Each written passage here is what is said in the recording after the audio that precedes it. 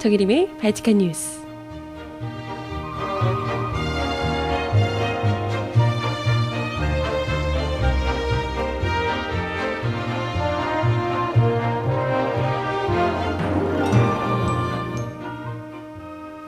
여러분 안녕하세요. 수요일 아침 발칙한 뉴스 정혜림입니다.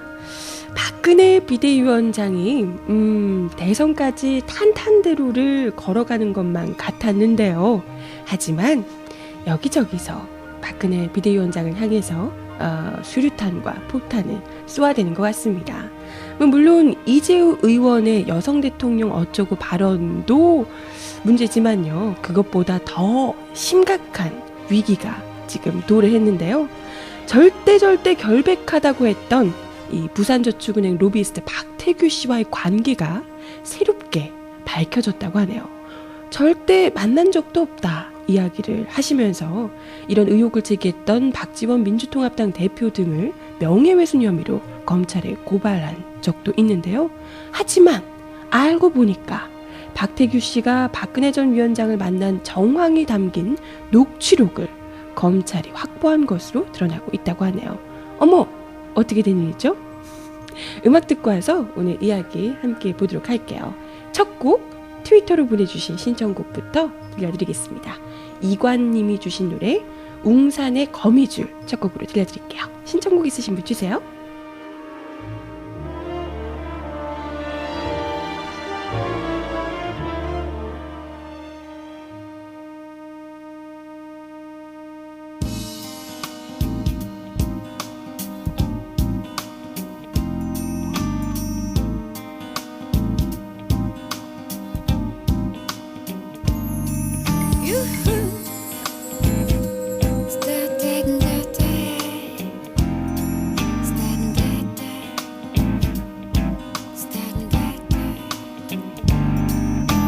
그대는 나에게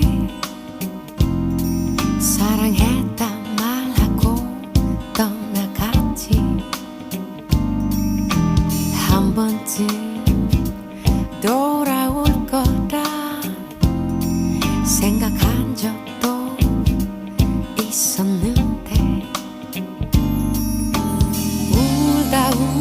울다 눈물이 마르다 내게 사랑이 지나간 흔적만 거미줄처럼 그대야 내 가슴에 온통 그대와 나의 사랑뿐이었는데 그대야 내게 남은 건 온통 쓰레기 같은 그대의 추억뿐이야. 지루한 하루가 나들도 오라 하면 손짓하네. 오늘도 햇살은 변함없이 내 몸을 태우는데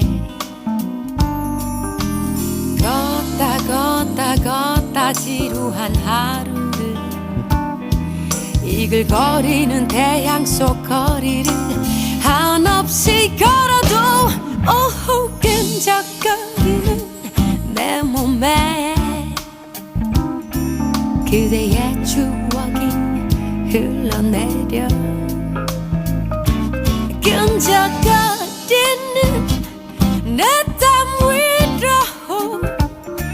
그대의 사랑이 흘러내려 잊는다 말도 못하고 그립다 말도 못하고 지운다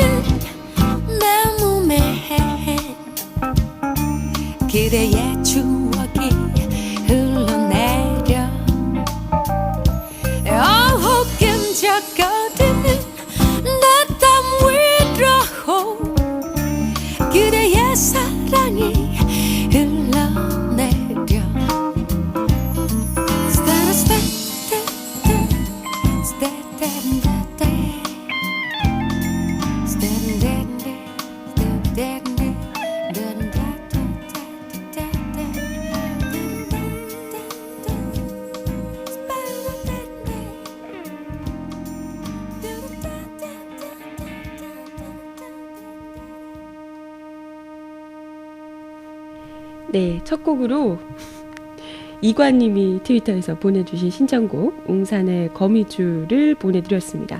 사실 이관님께서 이 노래를 신청을 하시면서 일전에 발칙한 뉴스에서 그 꿈틀이춤 이야기를 잠깐 드렸던 적 있잖아요. 그걸 또 들으시고 유튜브에서 정혜림 웨이브 검색해 보셨다고. 꿈틀꿈틀하는 춤을 보면서 굉장히 즐거워하셨다는, 그래서 거미줄을 신청을 하셨더라고. 예, 이야기를 하셨습니다. 그것도 보신 분들이 또 계시군요. 얘기하니까. 네, 굳이 또. 예, 아무튼 감사드리고요. 불쾌하진 않으셨죠? 여러분들이 즐거우시다면 제가 꿈틀이 쯤이야 쳐드릴 수 있죠.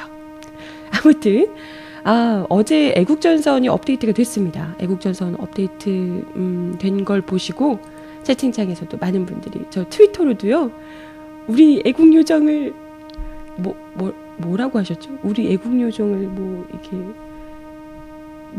뭐라고 표현을 하셨지? 다굴 놓으시면 이렇게 다굴 놓는다 이렇게 하면서 이야기를 하시던데요. 예, 아무튼 저한테 응원 보내주신 분들 많아서요. 그래요. 우리 독수리 오라버니들이 저를 아무리 몰아내려고 구박을 해도 여러분들이 있으니까요. 저는 끝까지 버티겠습니다. 그죠? 예, 저한테 저의 자존심이었던 앞머리 뽕도 요즘은 왜 안 하냐. 앞머리 뽕도 없어졌어. 그런데 이렇게 머리 자르고 나니까 이제 잘 안 하게 돼가지고요. 어떻게 후배 안 해도 이제 슬슬 밀고 들어오는데 저도 다시 앞머리 뽕 좀 딱 장전하고 자존심 빡 세워가지고 다시 한번 이렇게 또 해볼까요? 혼자 공격당하는, 네, 그러고 있는데 열심히 한번 해보려고요. 여러분들 믿고, 그죠? 긴장하셔야 할 듯. 네, 알겠습니다. 열심히 해볼게요. 아무튼 여러분들이 들고 일어나신다고 채팅창에서 감사해요. 저 이거 다 캡처해서 우리 오라버니한테 보내줘야지. 네, 알겠습니다. 최영일님이 트윗에서 지금 욕 먹고 있다고요? 이렇게 통쾌할 때가, 감사합니다. 사실 저희가 우리 후배 아나운서가 잠깐 출연하긴 했는데요. 혹시 아직 못 들으신 분, 저희 애국전선 이번 32화 말미에 잠깐 등장을 하고요. 등장과 동시에 저를 이렇게 치워버리려는 우리 오라버니들의 이 망언 덕분에 제가 굉장히 마지막에 분노하면서 이렇게 끝이 났는데요. 예, 그래도 후배 아나운서가 나름대로 적응을 잘하고 있어요. 네, 긴장제가 바짝하고 있거든요. 많이들 관심 가져주시고, 우리 후배 아나운서 내일 또 2번째 방송합니다. 지난주에 첫 방송하고 완전 바짝 얼어있다가 기분 좋게 또 좋다고, 즐겁다고, 재밌다고 얘기를 했었는데, 내일 3시부터 5시까지 또 우아한 수다, 강민선의 우아한 수다 생방송으로 진행하니까요. 대체 누가 애국요정을 이렇게 밀어내는가 궁금하신 분들 많이, 네, 관심 가져주시기 바라겠습니다.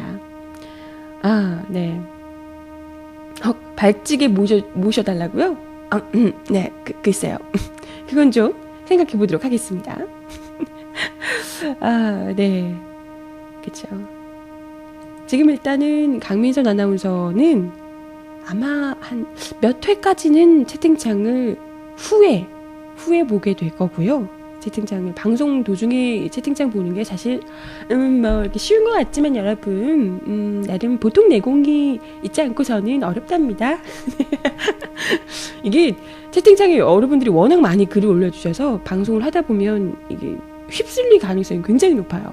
여러분 이렇게 채팅창 왜 못 보게 하냐 이렇게 하시는데, 제가 이렇게 못 보게 하고 일부러 인기를 떨어뜨리기 위해서 이런 건 절대 아니고요. 한동안만 좀 방송에 익숙해질 때까지만 조금 이렇게 자기 중심을 잡고 방송을 진행하는 법을 좀 익혀라, 이런 의미에서 이제 채팅창을 향후에 방송 끝나고 나서 보도록 이렇게 한 거고요. 오해하지 마세요. 제가 그런 거 아닙니다, 여러분. 강민선 우리 후배 아나운서 잘 키우기 위해서 갑자기 목이 메네. 죄송해요. 잘 키우기 위해서 노력하고 있습니다. 네. 아무튼 내일 우아한수다 많이 애청해 주시고요. 거짓말하면 헛기침. 그렇잖아요, 여러분. 네. 아무튼 오늘 이야기 본격적으로 나눠보도록 할게요. 지금 일단 어제 잠깐 들었던 내용 중에 박근혜 전 비대위원장께서 지금 이재호 의원으로부터 계속해서 공격을 받고 계세요. 어제도 여성 대통령 시기상조론 이런 얘기를 하시면서 사실상 박근혜 비대위원장을 콕 집어서 이야기하고 있지는 않지만 콕 집은 것과 다름없는 그런 이제 공세를 펼쳤었죠. 우리나라에서 분단 국가인 우리나라에서 군 경험이 없는 그런 여성 대통령이 나오는 것은 아직까지는 이르다고 본다. 이런 발언을 했었고요. 근데 이것뿐만이 아니고요. 지금 환상에 빠져 있다. 옹고집 불통이다. 쿠데타를 통한 헌정을 누리냈다. 이런 이야기까지 이재호 의원께서, 이게 진보 정당이나 이런 데서 얘기한 게 아니고요. 이재호 의원께서 이야기를 하셨다고 합니다. 근데 이게 잘 생각하셔야 되는 게요. 사실 우리가 2007년 경선 때도요. 대통령 경선 당시에 한나라당 박근혜 비대위원장과 이 이명박 당시 후보 두 분이 사실상 그죠. 거의 빅매치 이렇게 하면서 서로 지금 BBK 건 이명박 대통령의 BBK 건 이것도 다 이제 박근혜 비대위원장이 제기했던 의혹들이잖아요. 도곡동 땅 이런 것도 그렇고요. 처음에.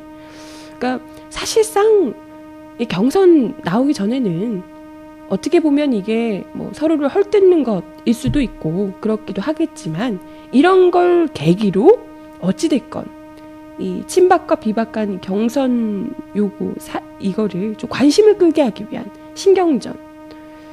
그리고 지금 분석한 내용들이 보니까요. 경선 룰 줄다리기 싸움에 있다. 이게 이제 핵심이다. 라고들 많이 이야기를 하십니다. 그래서 일단은 이재호 의원이 모처럼 옳은 말을 하시네?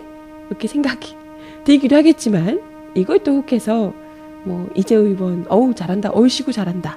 이렇게까지 볼 필요는 없을 것 같고요. 어찌됐건 좀 느긋한 마음으로 이 문제에 대해서는 그냥 그러든가 말든가 이렇게 그냥 보면 될 것 같아요.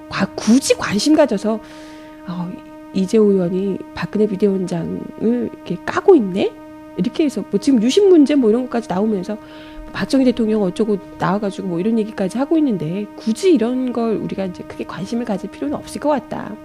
그런 것보다도 우리가 진짜 지금 관심을 가지고 집중해야 될 문제는 사실상 박근혜 비대위원장이 우리가 예전에 과거에 유신 공준이 박정희 대통령의 딸이고 이걸 그대로 가지고 있고 5030 세력이 딱 득세하고 있고 이런 문제도 우리가 중요한 문제이긴 하지만 현재 이 사람이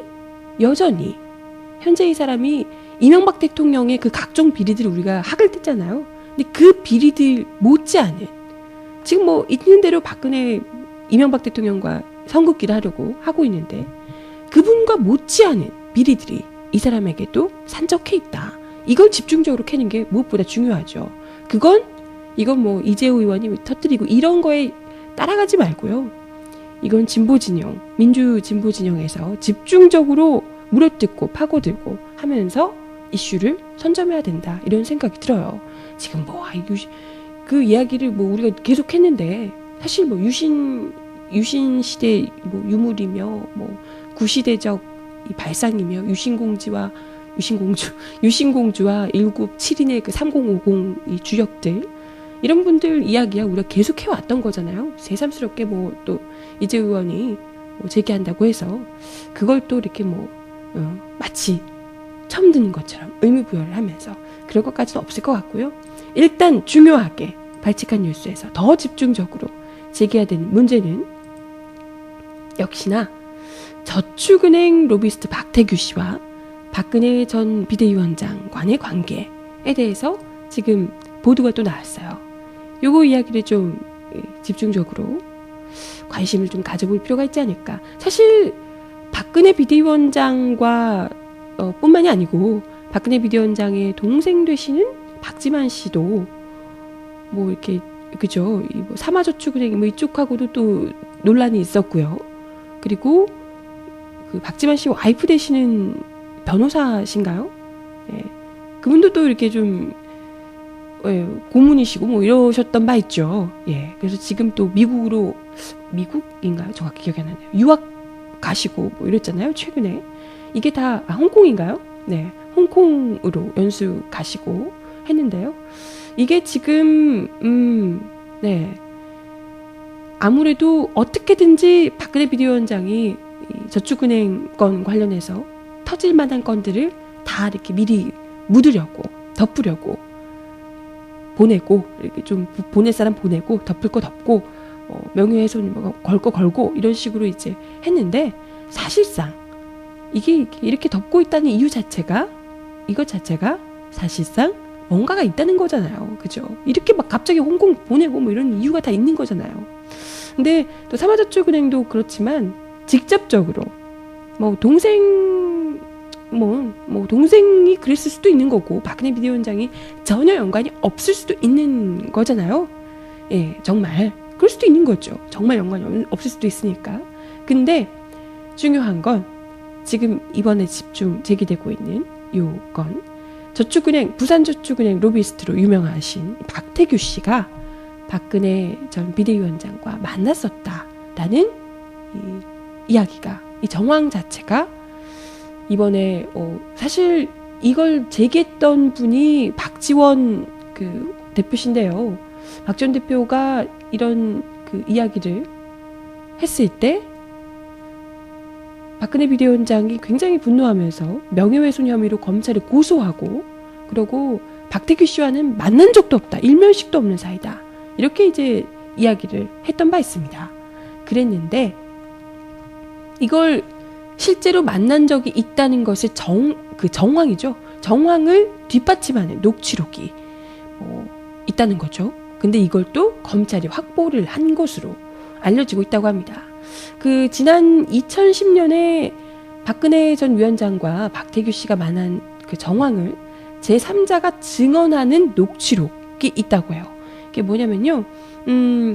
그 박지원 민주통합당 원내대표가 그때 당시에 부산저축은행 퇴출을 앞두고 박근혜 위원장이 박태규 씨와 만났다 이런 의혹을 제기했었는데요.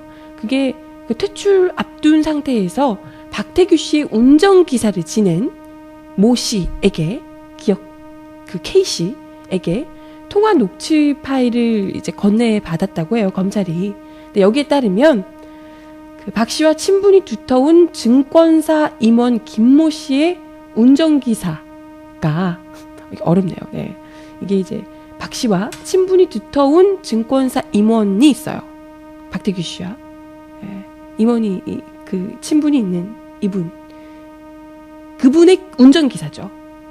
운전기사가 또 이 박태규 씨의 운전기사끼리 이제 친한 거죠. 그 증권사 임원의 운전기사, 박태규 씨의 운전기사 두 분이 전화 통화를 하는데 이 박 씨가 우리 차에 탑승한 뒤 이 김모 씨에게 박근혜 위원장이랑 만났다 이런 이야기를 하는 것을 들었다라고 이야기를 한 겁니다. 그러니까 뭐 박태규 씨가 이제 차 타가지고 나 박근혜 위원장 만났어 이런 이야기를 했더라는 거죠. 그리고 또 이 운전기사가 직접 또 검찰에서 증언한 바도 있죠. 2010년 11월 서울에서 열린 주요 20개국 정상회의 기간 중에 어느 날 점심 무렵 차에 타더니 방금 박근혜 전 위원장과 만났다라고 이야기를 했었다라는 겁니다. 그러니까 이게 이분도 이야기를 하신 거고 어쨌건 전화 통화에서도 그 임원 뭐 증권사 임원의 운전기사도 그 전화 통화에서 그런 이야기를 했다라고 하는 거죠. 전화 통화도 있는 거고요. 물론 직접 내가 만났어 혹은 만난 내용들 이런 게 이제 녹취되어 있으면 더 좋았겠지만 어쨌건 그런 이야기가 있다는 겁니다. 그리고 박태규 씨가 그때 당시에 부산저축은행에서 구명로비 청탁과 함께 거액을 받고 이를 정관계 인사들에게 전달한 혐의로 이제 구속이 됐었는데 그때 당시에 대검찰청 중앙수사부에서 조사를 받은 적이 있대요.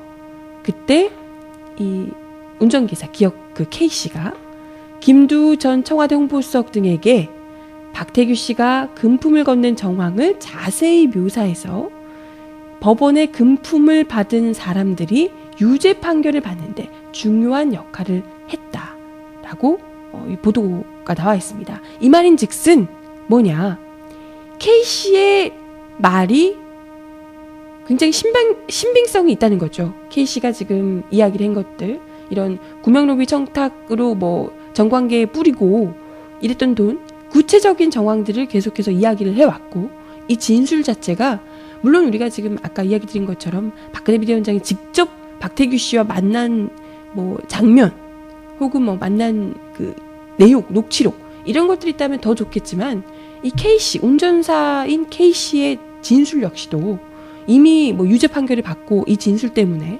그랬던 이 전적이 있기 때문에 굉장히 중요한 이 증언으로 지금 그 역할을 했기 때문에 이것 역시도 굉장한 신빙성을 가지고 있다. 이런 겁니다. 그래서 지금 뭐 CCTV 찾아보지 그러시는데, CCTV가 있는 곳 미리 다 그런 분들이 아시잖아요. CCTV 이런 거 찍힐 만한 데는 싹 피해서 정말 사각지대에서 뭐 차 안에서라든지 뭐 이런 데서 만나지 않았을까, 뭐 그런 생각이 들고요. 그죠? 그 CCTV 따위는 절대 없는 그러지 않았을까 싶고요. 어둠의 자식들? 네. 있어도 없어지죠. 그런가요? CCTV에 설사 찍혔더라도 그런 건 미리 아마 다 찾아내서 없애고 하지 않았을까 싶습니다. 어찌됐건 굉장한 신빙성이 있는 것으로 법원에서도 인정을 받은 그 박태규 씨 운전사 K씨의 증언, K씨가 또 다른 운전자에게 전화를 해서 박근혜 비대위원장이 우리 그 박태규 씨하고 만났다라는 그 증언을 한 녹취록이 검찰에 현재 가 있는 상태고, 이게 이제 단초가 될 수 있겠죠. 만난 적이 있고 둘 간에 어떤 관계가 있는지를 직접적으로 캘 수 있는 단초가 될 수 있을 겁니다.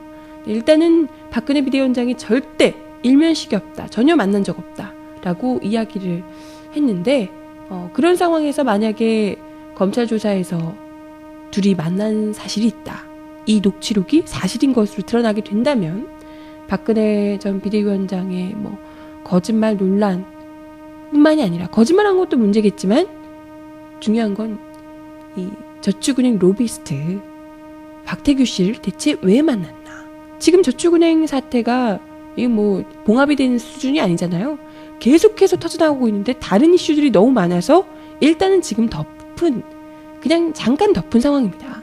저축은행 여전히 그 피해자들이 뭐 제대로 그죠, 뭐 어떻게 하지 못하고 있는 상황이고, 저축은행 지금 현재 남아있는 저축은행들도 위험한 수준입니다.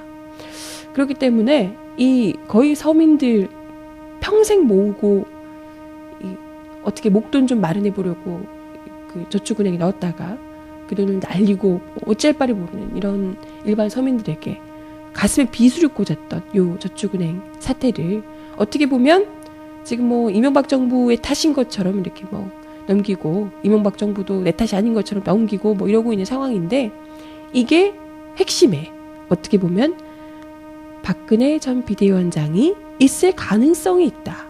로비스트, 부산저축은행 로비스트랑 만났고, 그러면 거기서 뭐 만나서 무슨 얘기를 했을지, 정관계 이 인사들에게 돈을 뿌렸다고 하는데 혹시 거기에 포함이 돼 있지는 않을지, 이런 의혹을 당연히 할 수밖에 없는 거잖아요. 그죠? 그렇기 때문에 이 건 지금 뭐 저축은행 로비 관련해서 박근혜 비대위원장, 그리고 뭐 동생까지도 또 이제 삼화저축은행 요거 때문에 한바탕 또 논란이 일기도 했기 때문에 더더욱이 이에 대해서 관심을 좀 가질 수밖에 없지 않을까, 그죠? 생각이 들어요. 예. 아무튼 뭐 저축은행 피해자들이 정말 많은 만큼 특히나 이제 서민 피해자들이 많고 그럼에도 불구하고 이게 이제 바로 직전에 저축은행 뭐 간부 이런 사람들은 자기들끼리 돈 잔치하고 또 이게 정치인들이나 이런 사람들은 영업정지 되기 전에 돈 다 빼가고 VIP 고객들 그러면서 서민 이 고객들의 뒤통수를 막 2번, 3번씩 후려친 거잖아요. 이런 사람들이. 그리고 알고 보니 뭐 저축은행 그 회장들이 여기저기서 돈 장사를 하고 다니고 돈 뿌리고 다니고 이랬더라. 이런 것들도 지금 막 밝혀진 상황이고요. 그래서 이 문제에 대해서 어떻게 보면 박근혜 전 비대위원장이 뭐 유신 시대 뭐 어쩌고 이런 것도 이제 중요한 문제이긴 하지만 지금 현재 서민들의 삶을 좀먹은 정도가 아니라 아예 후려갈긴 저축은행 로비 사태의 정말 핵심적인 사람과 로비스트와 어떤 이제 뭔가 관련이 있는 이런 정황이 포착됐다. 이런 거니까요. 예, 더더욱 심각하게 그 어떤 사안들보다도 심각하게 이 문제를 관심 있게 지켜봐 주셨으면 좋겠습니다. 특히나 뭐 저야 뭐 발칙한 뉴스에서 이렇게 그죠 우리야 뭐 언론에서 떠드는 이야기만 듣게 되는 거니까요. 특히 이 진보 민주 언론들에서 이 문제에 대해서 좀 주도적으로 민주당 뭐 통합진보당 쪽에서도 나름 이제 당내 문제 이것저것 바쁘실 테지만 이런 문제에 대해서 더 집중적으로 이재 의원이나 뭐 이런 이상하게 막 박근혜 비대위원장 저격수인 척을 하고 있는 이런 의원들한테 새누리당 쪽에 이걸 뺏기지 말고요. 빨리 가지고 와서 집중적으로 해주는 게 필요할 것 같아요. 그죠? 네. 아무튼 길게 이야기를 했네요. 말 많어. 음악 듣고 와서 이야기 더 나눠보겠습니다. 신청곡 주셨던 노래 전유나의 너를 사랑하고도 구리님이 신청하셨어요.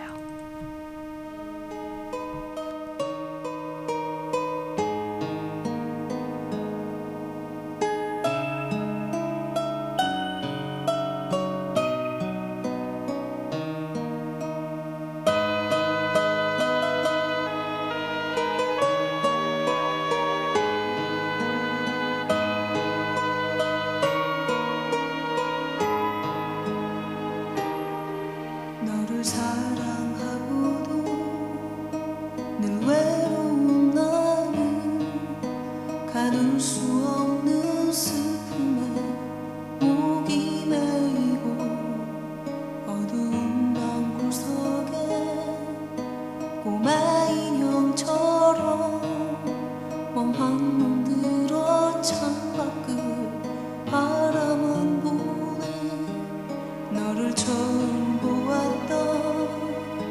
그 느낌 그대로 내 가슴 속에 머물길 원했었지만 서로 다른 사랑을 꿈꾸었었기에 난 너의 마음 가까이 갈 수 없었네.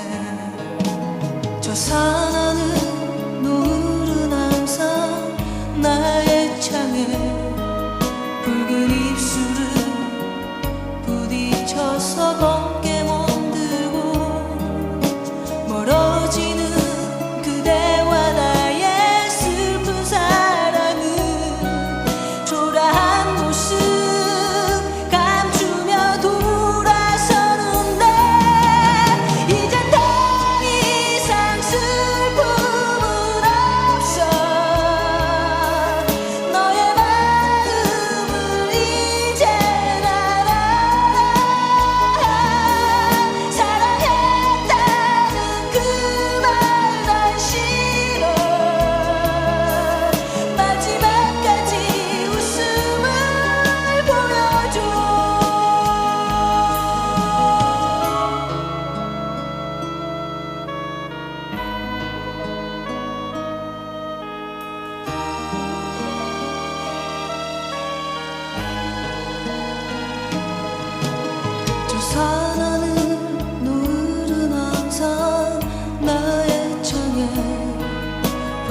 입술은 부딪혀서 검게 멍들고 멀어지는 그대와 나의 슬픈 사랑은 초라한 모습 감추며 돌아서는데 이젠 더 이상 슬픔은 없어 너의 마음을 이제 난 알아 사랑했다는 그 말 난 싫어 마지막까지 웃음을 보여줘 이젠 더 이상 슬픔은 없어 너의 마음을 이제 난 알아 사랑했다는 그 말 난 싫어 마지막까지 웃음을 보여줘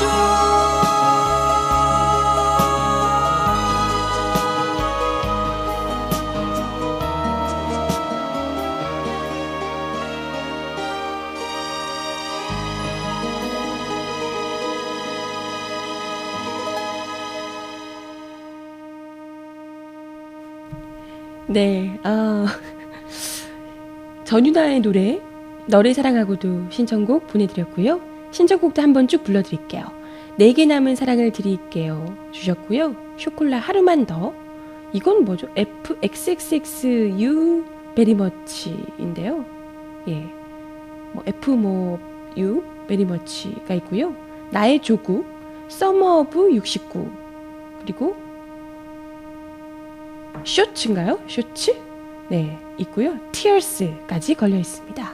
잠시 후에 들려드릴게요. 네. 제가 부산 출신이라고 하니까, 예, 저 부산 출신이에요.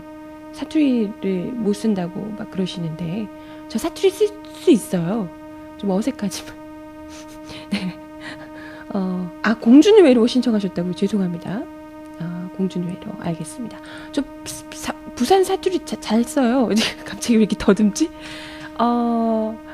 갑자기 쓰려니까 잘 기억이 안 나는데 좀 안 쓴 지 오래돼서 오빠야 죄송합니다. 왜 이렇게 저 부산 출신 맞는데 사투리가 어색할까요? 열심히 한번 노력해 보도록 하겠습니다. 어떻게 오늘도 모처럼 사투리로 마지막 인사? 네. 예. 사투리, 이게, 원래 이제 경상도 계시는 분들은 사투리 이렇게 쓰면 저보고 어색하다고 쓰지 말라고 그러시더라고요. 네. 사투리로 엔딩 해달라고요? 알겠습니다. 잠시 후에, 예, 한번 엔딩 시도해 보도록 할게요. 오빠야, 안녕? 이걸로, 사투리로, 아무튼, 네, 해보도록 할게요. 예, 아무튼, 오늘 그 이야기 중에요, 추가로 또 이야기를 드릴 게 있습니다. 박근혜 비대위원장이 계속해서 이야기를 또 드리게 되는데요. 저도 어제 이 기사 봤습니다. 여러분들 보셨을지 모르겠는데, 지금 유경수 생가 방문, 이런 그 생가 관람, 이런 행사가 진행이 되고 있다고 해요.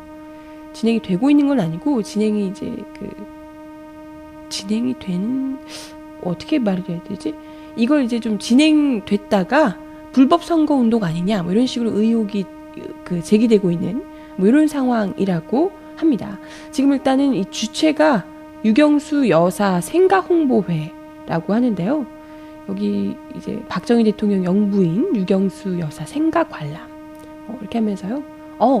이게 지난주까지였네요. 지난주 출발일이 6월 15일, 6월 16일, 6월 17일 이렇게 3번이 있다고 하네요. 여기 이제 가면 유경수 생가도 갔다 오고 최고급 한정식을 제공한다고 합니다. 근데 이러면 좀 이렇게 비싸지 않을까? 최고급 한정식인데 그거 갔다 오고 이런데 좀 그렇잖아요. 근데 참가비가 단돈 10,000원. 네, 단돈 10,000원이면 최고급 한정식도 먹기 어려운 돈일 텐데 최고급 한정식이잖아요. 그죠? 뭐 최고급 한정식인데 그냥 뭐 설렁탕 한 그릇만 주고 이러진 않을 거 아니에요. 설렁탕도 요즘 뭐 거의 뭐 8,000원 뭐 이렇게 하는데 최고급 한정식을 10,000원에 먹기도 어려운 세상에 직접 거의 또 이제 같이 가서 생각 관람하고 막 이러는데 이걸 이제 참가비를 10,000원밖에 안 받고 한다고 하네요. 근데 뭐 일단은 이게 사실상 누가 봐도 선심성 관광 정도로 볼 수 있을 것 같고요. 이게 그죠? 유경수 생가를 방문한다고 하지만 그 인근에 있는 이제 뭐 이게 또 생가가 뭐 전통 한옥 99칸 전통 한옥이래요. 대박. 어우, 예, 엄청 넓네요. 이런 걸 보고 하는 게 일단 관광 차원이잖아요. 그죠? 식사도 뭐 멋들어지게 이렇게 해주고 최고급 한정식까지 제공해주고 뭐 이런 건데요. 이게 뭐 부산 삼척 구미 지역 그 외 지역에서 다 올 수 있고요. 부산에서 뭐 옥천으로 뭐 삼척에서 옥천으로 이렇게 가는 비용만 해도 10,000원이 넘는데 이것까지 이렇게 뭐 식사 간식까지 다 모든 편의를 다 제공한다라는 것 자체가 누가 봐도 어떻게 보면 단지 유경수 여사를 띄우기 위한 혹은 뭐 생가를 좀 홍보하기 위한 이런 거라기보다는 오히려 더 이 대선 후보로 지금 거론되시는 박근혜 비대위원장을 띄우기 위한 그런 사전 홍보 활동이 아니겠느냐, 선거 운동이 아니겠느냐, 뭐 이런 의혹들이 제기가 된다는 거죠. 뭐 그리고 솔직히 보세요. 이게 유경수 여사 생가 홍보회, 유경수 여사 생가 뭐 이런 말 자체가 홍보회 이런 것 자체가 좀 약간 단체명도 굉장히 좀 모호하고요. 이게 과연 진짜 있는 건지도 모르겠습니다. 그런데다가 이 불법 선심성 관광 이런 걸 이제 보내면서 이게 아주 만약에 이제 들어가 보면 또 유경수 여사 생가 홍보회 이런 거 들어가 보면 알고 보면 다 이제 뭐 박근혜 비대위원장 밑에서 있는 뭐 이런 밑에 있는 선거 운동원 뭐 이런 것 아닐까 뭐 이런 의혹까지 들 수 있다는 거죠. 그래서 그렇잖아요. 생각해 보세요. 만약에 문재인 후보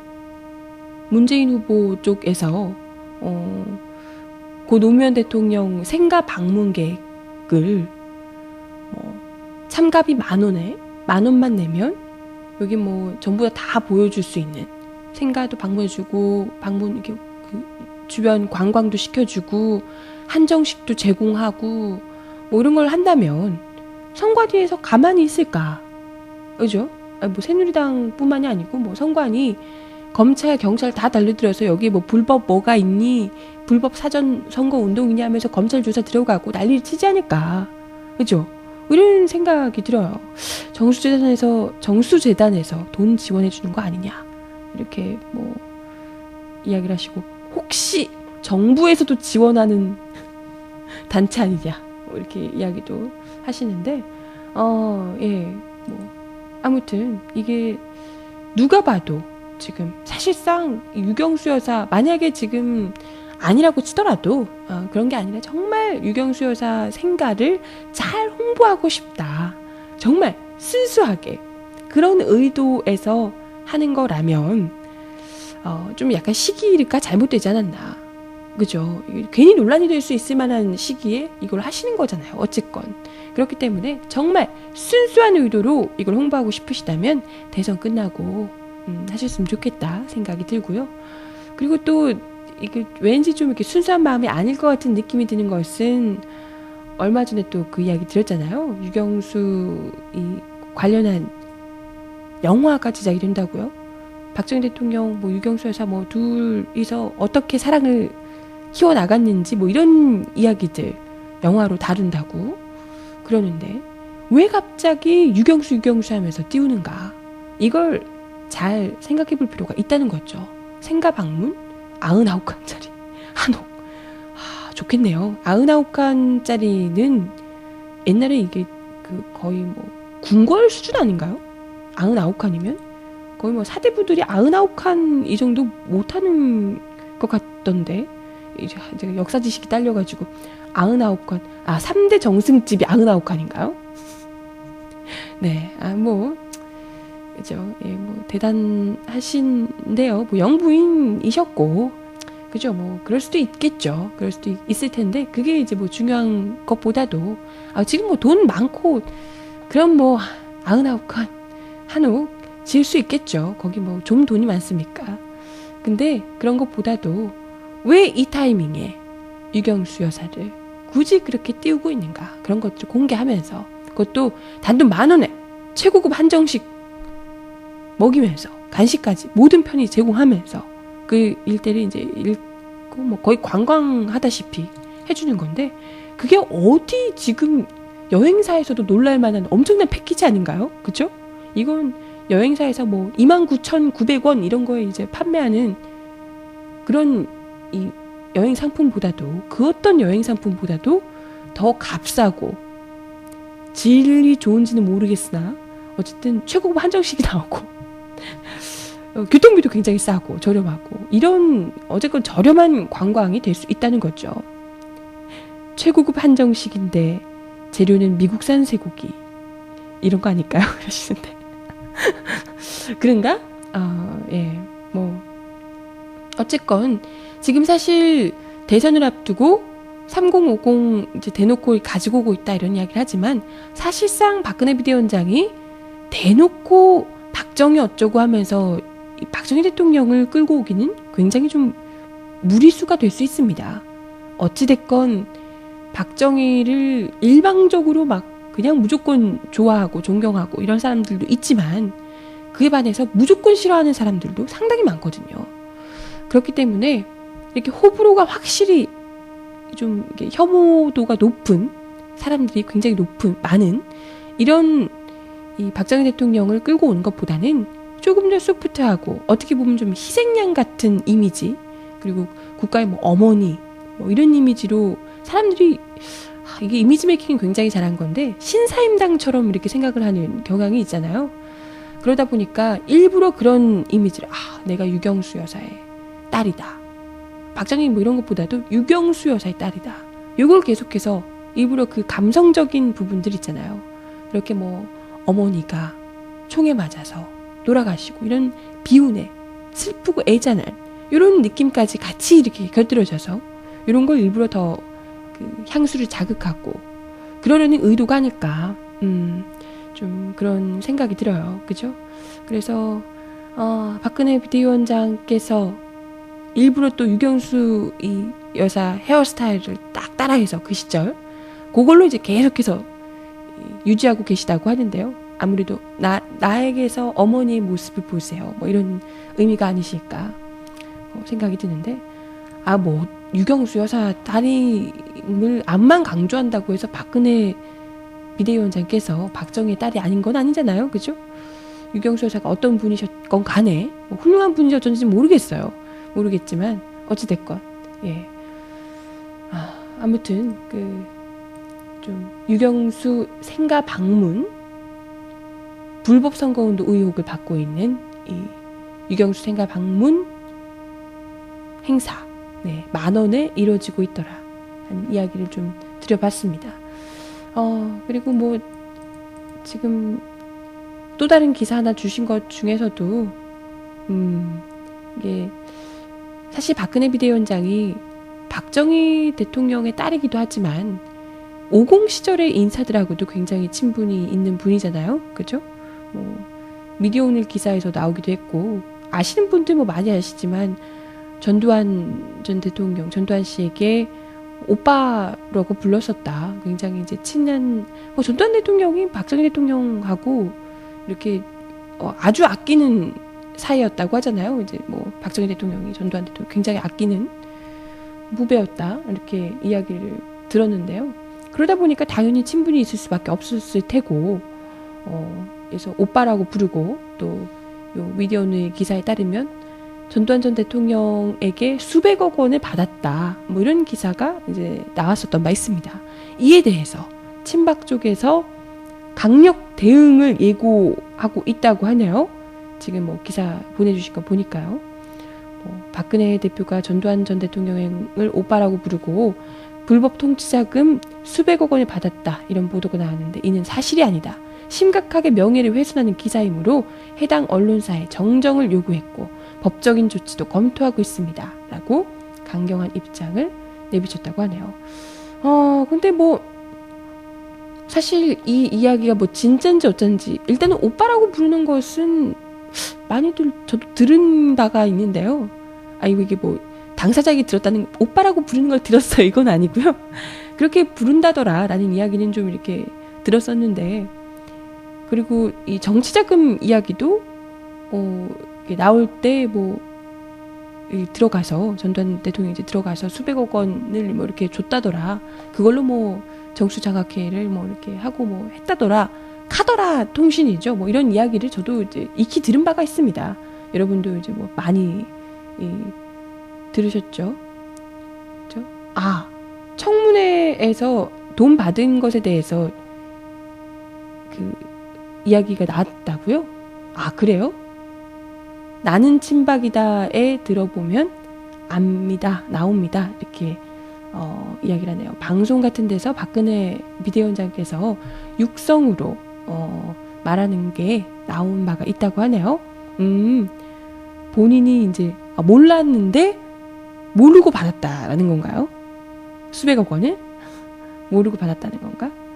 뭐 어쨌건 받았다는 건 사실인 거잖아요. 그러면 그 뭐가 명예훼손이라는 거지? 전두환 일단 받은 건 모르고 받았건 간에 어쨌건 받았다는 거는 본인이 인정을 하셨다는 거고요. 그렇다면 전두환 전 대통령을 오빠라고 부른 것이 명예훼손이다라는 건가? 오빠라고 부른 적 없다라는 건가? 나는 공주인데 왜 내가 오빠라고 부르냐? 뭐 이런 건가요? 모르겠네요. 그죠? 오빠라고 할 것 같은데 형이라고? 난 형이라고 불렀는데 왜 오빠라고 하냐? 이런 건가? 정확하게 뭐가 명예훼손인지는 잘 모르겠습니다. 일단은 뭐 이 명예훼손 이렇게 고소도 하시겠다, 강력 대응을 하신다라고 했는데, 뭐 아까 제가 첫 번째 이야기에서 드렸던 말 중에 박지원 민주통합당 대표를 이 박근혜 비대위원장 쪽에서 또 박태규 씨의 관계에 대해서 의혹을 제기하니까 명예훼손으로 고소를 한 바 있다고 이야기를 드렸잖아요. 네, 명예훼손 고발 이런 거 참 일단 때리고 보시는 게 아닐까라는 생각이 일단 들기도 하네요.